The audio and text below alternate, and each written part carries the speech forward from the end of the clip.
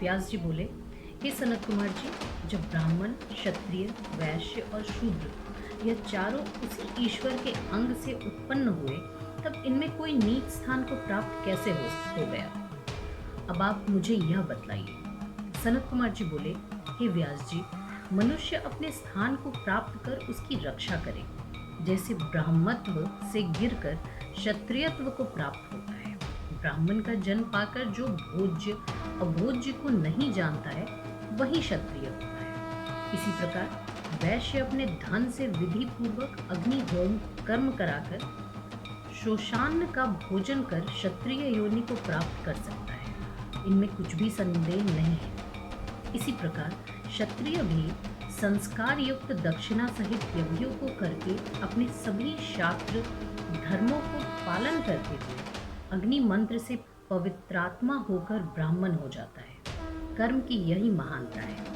व्यास जी बोले, क्षत्रिय जिस फल को संग्राम में प्राप्त करता है, उस फल को अत्यंत दक्षिणा वाले अग्निष्टोम आदि यज्ञों को भी करके कोई नहीं प्राप्त कर सकता। क्षत्रियों को शूरों की सेना में प्रवेश करके युद्ध करना ही सब धर्मों का लाभ है। जो युद्ध में पराजित नहीं होता, वह विष्णु लोक प्राप्त होता है तथा उसे अश्वमेधों के फल भी प्राप्त होते हैं। हे व्यास जी, वीरासन, वीरशस्य और वीर स्थान की स्थिति लोक परलोक में सर्वदा स्थिर रहती है। यूं तो युद्ध में प्राण त्यागना सब वर्णों के लिए पुण्यदायक है, किंतु क्षत्रिय के लिए तो उसका विशेष पुण्य फल प्राप्त करना होता है। युद्ध में सम्मुख आते हुए मारने की इच्छा करने वाले को, चाहे वह वेदांती हो या अतताई हो या कोई ब्राह्मण ही क्यों न हो, उसको मारने से वह ब्रह्म हत्यारा नहीं होता। परंतु ऐसे समय में भी जो पानी मांगता हो, ऐसे मारने योग्य को भी नहीं मारना चाहिए। और रोगियों को भी जो संग्राम भूमि में मारता है, उसे ब्रह्म हत्या लगती है, क्योंकि रोगी, दुर्बल, बालक, स्त्री, कृपण, अनाथ, निश्चल, जिसका धनुष टूट गया हो अथवा प्रत्यंचा डोरी टूटी हो, ऐसे मनुष्य को भी युद्ध में मारने से ब्रह्म हत्या लगती है। इसका विचार कर जो बुद्धिमान संग्राम प्रिय होता है, वह अपने अन्य फलों को प्राप्त कर लोक परलोक में सुखी होता है। व्यास जी बोले, हे मुनीश्वर, अब जीव के जन्म, उसकी गर्भ स्थिति तथा वैराग्य को कहिए। सनत कुमार जी बोले, हे व्यास जी, सुनिए। सब शास्त्रों का सार रूप वैराग्य है। संक्षेप में आपसे वर्णन करता हूँ, जिससे मुमुक्षु जनों का कल्याण हो। जैसे पात्र में अन्न पृथक तथा वह फिर अग्नि पर चढ़ाकर बनाया जाता है, तो वह अग्नि द्वारा शनय शनय जल को गर्म कर चारों ओर से पकाया हुआ दो भागों में मैल पृथक और रस पृथक हो जाता है। वैसे ही 12 मलों से विभक्त हुआ शरीर उससे बाहर हो जाता है और वह रस देह में फैल जाता है, जिससे शरीर पुष्ट हो जाता है। वे 12 मैल कान, आँख, नाक, जिह्वा, दांत, लिंग, गूदा, मलाशय, कफ, पसीना, विष्ठा और मूत्र है। शरीर में एक हृदय कमल है, जिसमें चारों ओर सब नाड़ियां बधी हुई हैं। प्राणवायु उन नाड़ियों के मुख में उस सूक्ष्म रस की स्थापना करती है। फिर उससे वह नाड़ियां प्राणवायु को पूर्ण करती हैं और फिर वह नाड़ियां चारों ओर चलती हैं। पश्चात वह रस नाड़ियों के मध्य में स्थिर होकर शरीर आत्मा द्वारा पकाया जाता है, और जब पक जाता है तब उसके 2 पाक बनते हैं। एक त्वचा, जिसमें शरीर लिपटा रहता है, और दूसरा रुधिर। फिर रक्त, रोम, मांस से बाल, स्नायु, अस्थियां, मज्जा और नख उत्पन्न होते हैं। फिर मज्जा से विकृत होकर प्रस्त्रवात्मक शुक्र अर्थात वीर्य उत्पन्न होता है। इसी प्रकार भोजन का परिपाक कहा गया है। अन्न से वीर्य और वीर्य से देह बनता है। फिर वहीं स्त्री के रक्त में मिलकर कारण से युक्त जीव की उत्पत्ति होती है। वीर्य रस का समुदाय कलिल कहलाता है, जो 5 रात्रि में बुध के आकार को प्राप्त होता है और वहीं बुध 7 रात्रि में मांसपेशी बन जाता है, जो 2 महीने में गर्दन, शरीर, दोनों कंधे, पीठ, छाती, पेट, हाथ पैर, दोनों पार्श्व, कमर और गात्र बनाता है। इन सब अंकुरों की संधियां हो जाती हैं। इसी प्रकार 4 महीने में यथाक्रम सब उंगलियां हो जाती हैं। 5 महीने में मुख, नासिका और कान हो जाते हैं। फिर दांतों की पंक्ति, गुह्य, नख प्रकट होते हैं और 6ठे महीने में कानों में छेद हो जाते हैं। 7वें महीने में गुदा, भेद, उपस्थ, इंद्रियां, नाभि तथा अन्य अंगों में संधियां हो जाती हैं। इस प्रकार यह जीव अंग प्रत्यंग से पूर्ण हुआ परिपक्व हो माता के पेट में जेर से लिपटा हुआ स्थित रहता है और माता के भोजन से 6 रसों को चुराकर प्रतिदिन बढ़ता है। और जब इस प्रकार संपूर्ण शरीर बन जाता है, तब वह स्मृति को प्राप्त हो सुख दुख निद्रा और पूर्व किए हुए कर्मों को स्वप्नवत जानता है। तब वह जानता है कि मरने के पश्चात मैं फिर पैदा हुआ और पैदा होकर फिर मरा तथा इस प्रकार मुझे अनेक योनियां देखनी पड़ी, परंतु अब उत्पन्न होकर मैं इस शरीर से समस्त कल्याण के ही कार्य करूंगा, जिससे फिर गर्भ में ही आना पड़े। अब मैं शिव ज्ञान का अन्वेषण करूंगा।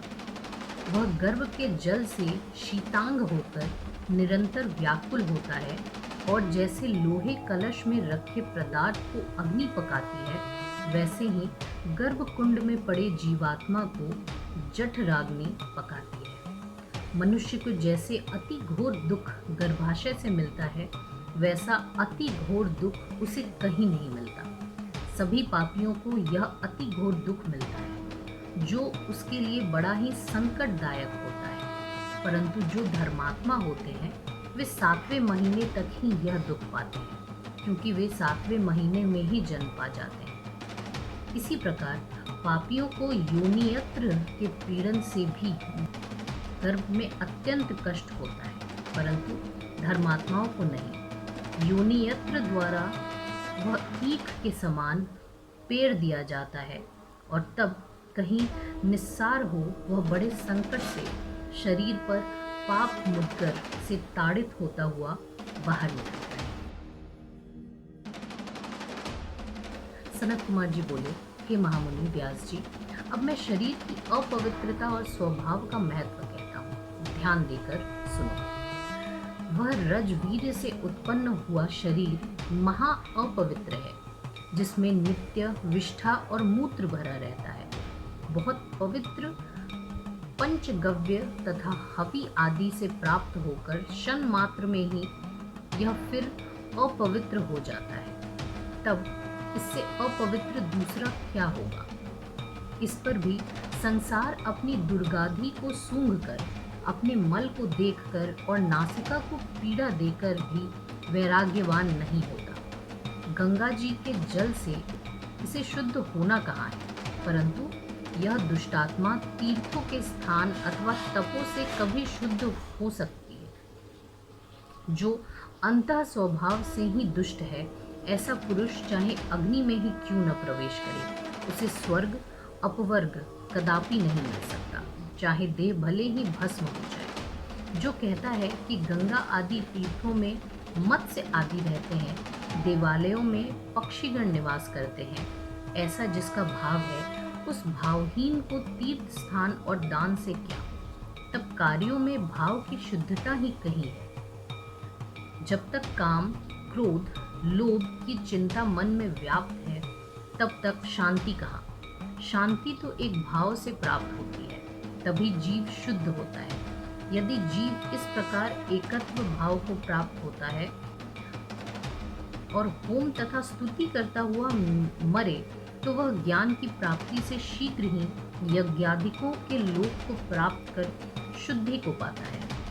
वैराग्य रूपी मृत्तिका और ज्ञान रूपी जल से अविद्या और राग रूपी विष्ठा मूत्र के लेप से दुर्गंधि की शुद्धता होती है। योनि यंत्र की पीड़ा से मूर्छित जीव की स्मृति तो नष्ट हो ही जाती है, फिर मोहयुक्त बाह्य संसार की वायु के लगने से घोर ज्वर उत्पन्न होता है, जिससे जीव सम्मोहित हो फिर स्मृति नष्ट कर जाता है, और तब स्मृति के नाश से उसे पूर्व कर्मों की याद नहीं रहती है और उसे शीघ्र ही इस जन्म की अनुरक्ति हो जाती है। इस प्रकार यह गर्भ की याद की हुई बातों को भूल लोभ में फंसकर अत्यंत कष्ट पाता है। बाल्यावस्था में इंद्रियों को रहते और इच्छा करते हुए भी कुछ करने और दुखों के छूटने के लिए उपाय करने में समर्थ नहीं होता। दांत निकलने का कष्ट भोगता है और इसी प्रकार बाल ग्रहों से भी कितनी ही पीड़ाएं प्राप्त करता है। फिर कुमार अवस्था में कानों की पीड़ा से कष्ट पाता और माता पिता के साधानुकूल हो अक्षरों का अभ्यास करने में अनेकों दुख पाता है। युवा अवस्था में भी सुख कहाँ, मोह से अनुरक्त युवा अवस्था में मनुष्य को ईर्ष्या से तो और ही दुख होता है। जैसे कीड़ों द्वारा काटे हुए वानर की खुजली के संताप से दशा होती है, वैसे ही स्त्रियों में आसक्त होने वाले की दशा होती है, और स्त्रियों में आसक्त होने वाले को तो सुख कदापि नहीं मिलता। फिर बाल सफ़ेद हो जाते हैं, सिर हिलने लगता है, शरीर शिथिल हो जाता है, और इस प्रकार बुढ़ापा इसको जर्जर कर देता है। इस प्रकार बुढ़ापा ग्रस्त हुए मनुष्य के लिए धर्म, अर्थ, काम और मोक्ष का साधन करना सर्वथा ही कठिन हो जाता है। अतएव युवा अवस्था में धर्म करना ही योग्य है।